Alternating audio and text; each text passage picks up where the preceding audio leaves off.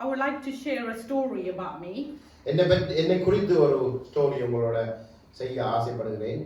I was not the best person that you can get along with. என்னோட நீங்க நல்ல ஒரு ரிலேஷன்ஷிப்ல இருக்கிறதுக்கு நான் ஒரு நல்ல ஒரு பிள்ளை இல்ல. முந்தி இருக்கும் பொழுது like before. முதல் என்னுடைய வாழ்க்கையிலே. I'm getting better now, but still I have a long way to go.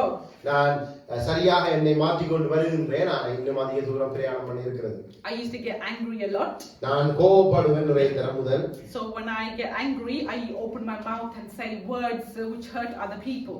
சில வேளைகளில் நான் கோபப்படக்குள்ள முதல் நான் வாயை திறந்து சொல்லுவேன், அது மற்றவர்களை காயப்படுத்தும். It was just small words to hurt people like my mom, my dad, or especially my sister.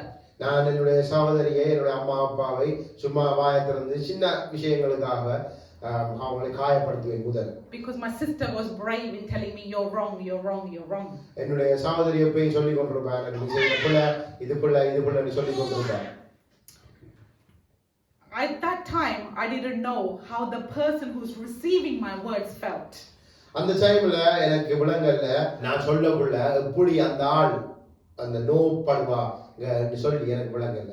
I used to just say it with anger with those words and I should leave it. Oh, they should be better, they should be fine, it's just simple words and I should leave it alone. நான் வந்து கோபத்துல ஏதாவது காஞ்சிட்டு சின்ன விஷயத்தை காஞ்சிட்டு சின்ன விஷயம் தான், இதுக்கு அவங்க கோபப்படணும்னு சொல்லிட்டு நான் போயிருப்பேன். I was disobedient.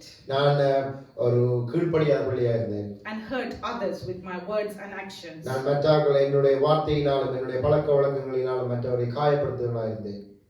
Small words but still powerful. சின்ன வசனங்கள் தான், ஆனா அது மிகவும் பவர்ஃபுல்லான வல்லமையான வசனங்களா இருந்தது. Sometimes we won't get the chance to reverse our wrongdoings. நாங்க சில வேளைகள்ல வந்து நாங்க செய்த கூடாத காரியங்களை ரிவர்ஸ் பண்றதுக்கு, அதாவது மறுபடியும் எடுத்துக்கொள்வதற்கு எங்களுக்கு சான்ஸ் கிடைக்காது. It doesn't have to be a one incident. It can be a every day in your life what you do. அதாவது இது ஒரு தரம் தான் செய்த காரியம் என்று யோசிக்காங்க. ஒவ்வொரு நாளும் நாங்க சில வேளைகள்ல அந்த காரியங்களை செய்து கொண்டிருப்போம். Remember, God is watching. ஆண்டவர் எங்களை அவதானித்துக் கொண்டே இருக்கிறார். I was a receiver and I was a giver of verbal abuse. அதாவது நான் ஒரு வார்த்தையினால் இன்னொருவரை காயப்படுத்துற ஒரு நிலைமையிலே இருந்திருக்கிறேன், இன்னொரு ஆள் என்னை காயப்படுத்துற ஒரு நிலைமையிலே நான் இருந்திருக்கிறேன். That's when God taught me there is power in words. அந்த டைம்ல தான் ஆண்டவர் சொன்ன காரியம், ஆண்டவருடைய வார்த்தையிலே வல்லமை உண்டு. It doesn't affect the people around us but also ourselves and our future. மற்றவர்களை அது காயப்படுத்தாது, சில வேளைகளில் எங்களுடைய எதிர்காலத்தை அது கேள்விக்குறியாக்கிவிடும். We can also kill God's plan in our lives. நாங்க ஆண்டவருடைய திட்டத்தையும் அந்த இடங்களில் இல்லாமல் பண்ணலாம். If you read Proverbs 18:21, நாங்க நீதிமொழிகள் 18ஆம் அதிகாரம் 21ஆம் வசனத்தை நாங்கள் வாசிப்போமானால், I'll read it in English first. Death and life are in the power of the tongue, and those who love it will eat its fruits. மரணமும் ஜீவனும் நாவின் அதிகாரத்தில் இருக்கும், அதில் பிரியப்படுகிறவர்கள் அதன் கனியை புசிப்பார்கள். Let's break down the verse.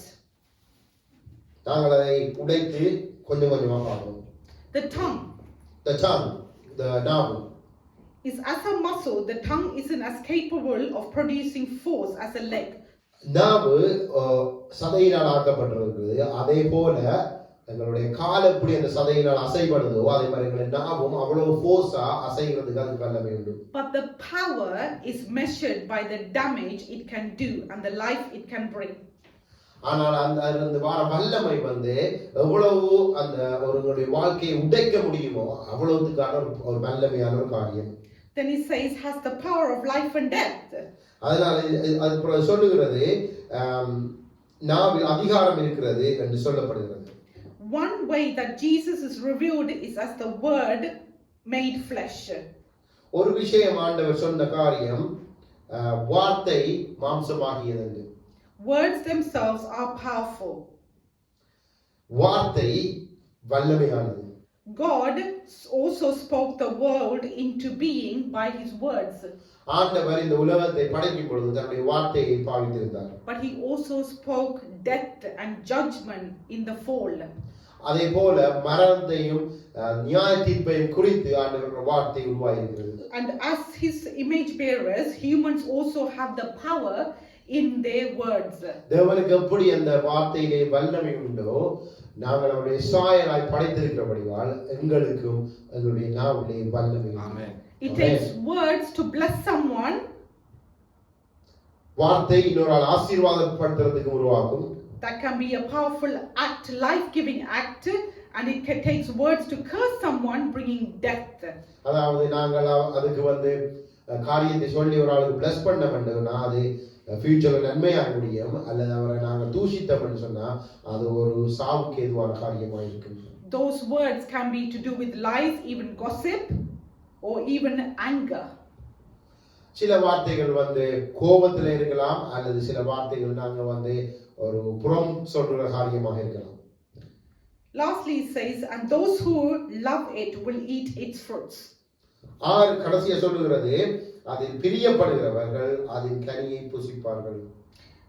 This could be seen as those who enjoy talking a lot. கதைக்கிறது குறித்து அது சந்தோஷப்படுற ஒரு காரியமா இருக்கிறது. It also refers to those who respect the power of the tongue.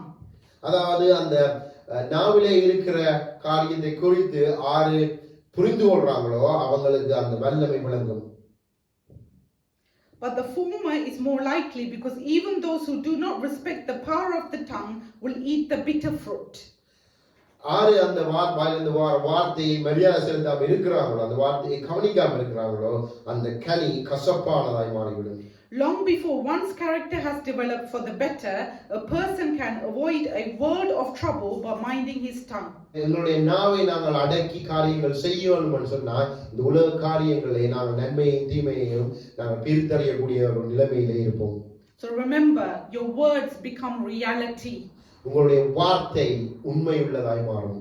What do I mean is, what you speak, you become. நீங்க என்ன கதைக்கிறீங்களோ அதே மாதிரி ஒரு ஆளா தான் நீங்க மாறுவீங்க. And don't forget, God has given us the tongue as a tool. ஆண்டவர் எங்களுடைய வார்த்தை, எங்களுடைய நாவை ஒரு ஒரு ஒரு ஆயுதமாக எங்களுக்கு தந்திருக்கிறார். A tool means you carry out a particular function. ஒரு ஆயுதம் என்று சொன்னா நீங்க அதை வைத்து ஒரு காரியம் செய்ய முடியும். So it's a tool that you use as being a Christian. அதாவது ஒரு அந்த ஆயுதத்தை நீங்க வைத்துக்கொண்டு நான் ஒரு கிறிஸ்தவர் என்று உங்களை அடையாளப்படுத்த முடியும். Number 3, there's 3 things we need to be reminded again and again and again over our mind. There are 3 விஷயம் இருக்கு. ஒப்பை நாங்களுடைய மைண்டிலே, எங்களுடைய இதய சிந்தையிலே நாங்கள் ரிமைண்ட் பண்ண வேண்டிய காரியம். Which is our mind, our mouth and our attitude. அதாவது எங்களுடைய சிந்தை, எங்களுடைய நாவு, எங்களுடைய பழக்கம். Because if you see, before we open our mouth, our thoughts come in. It comes from our mouth, and how we behave is seen outside.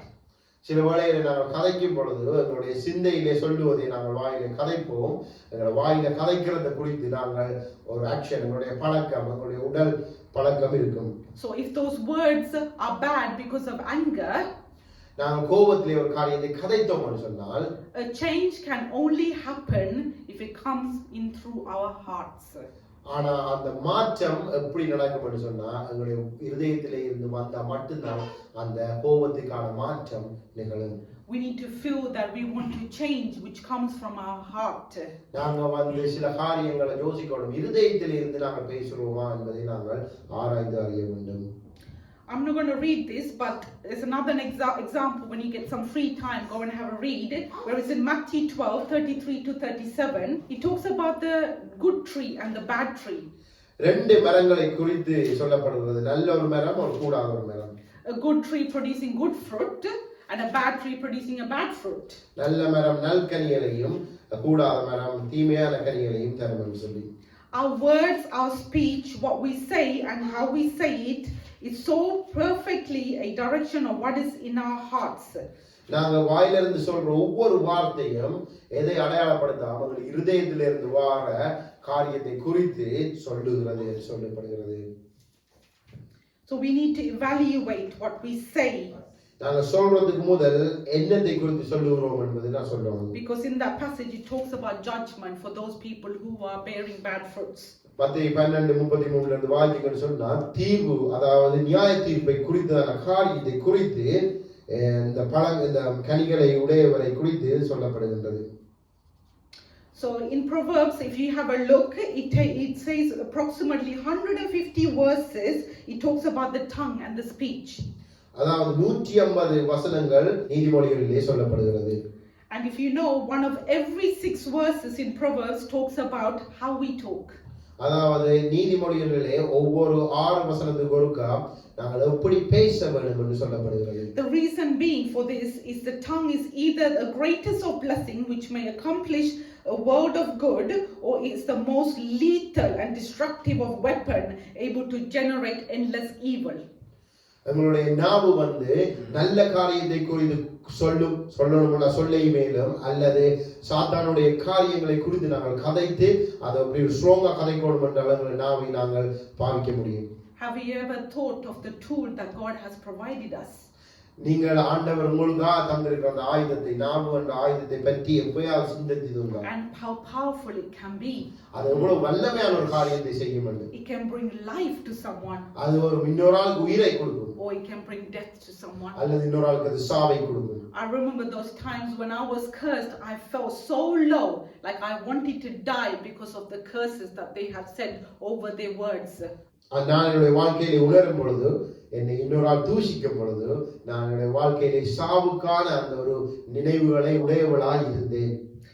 All of this you can read. I'll give you a list. Proverbs 14:3, Proverbs 17:20, Proverbs 18:6-7. What words can accomplish, and if you say bad words, how it can be destructive. You can read in those Bible verses. நீதிமொழிகளிலே நாம் கூறிய வசனங்களை நீங்கள் வாசிப்பீர்களானால் எப்படி உங்களுடைய நாவை குறித்து நீங்க ஒரு தேவையில்லாத ஒரு தீமைக்கான காரியத்தை கதைக்க கூடும் என்று எழுதப்பட்டிருக்கிறது. And you know what Jesus said? இயேசு சுவாமி என்ன சொன்னவர் தெரியுமா? Jesus said that a man is not made unclean but by what goes into his mouth, but what comes out of it. ஒரு மனிதன் வாயிலிருந்து வெளியில வார்த்தையை குறித்து தன்னொருவரை தீமைப்படுத்த முடியும், தான் உட்கொள்வதை உடம்புக்குள்ளே எடுக்கிற காரியத்தை குறித்து தான் ஒருத்தரை தீமைப்படுத்த முடியாது என்று வேதம் சொல்லுகிறது. You can read it in Matthew 15 verse 11. மத்தேயு 15ஆம் அதிகாரம் 11ஆம் வசனத்திலே இதை நீங்கள் வாசிக்க கூடும். Whoever can control his tongue can be perfect in every way. ஆறு தன்னுடைய நாவை அடக்க முடியுமோ அந்த மனிதன் நீதிமானாய் இருப்பான் என்று சொல்லி வேதம் சொல்லுகிறது. So be careful what you say out of your mouth. என்ன சொல்லுறீங்க உங்க வாயை குறித்து என்பதை நீங்க கவனமா இருங்க.